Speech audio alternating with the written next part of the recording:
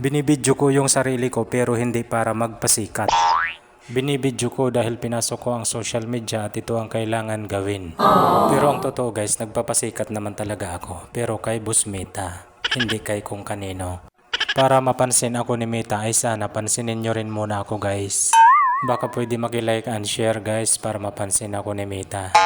At ito nga guys, dahil pasikat ako, ito ako na ang naghalo ng pambuhos namin doon sa counter na ginawa ko dati. Ngayon pa nga lang mabubuhusan ay dahil ngayon lang nagdala ng graba at saka ng pala.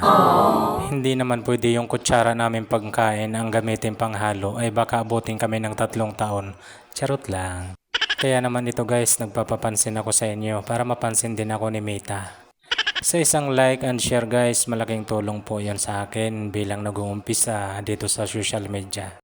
Katulad ng ibang nangangarap, ito andito rin ako nangangarap din. Ano to, hanggang pangarap na lang ba? Charot lang.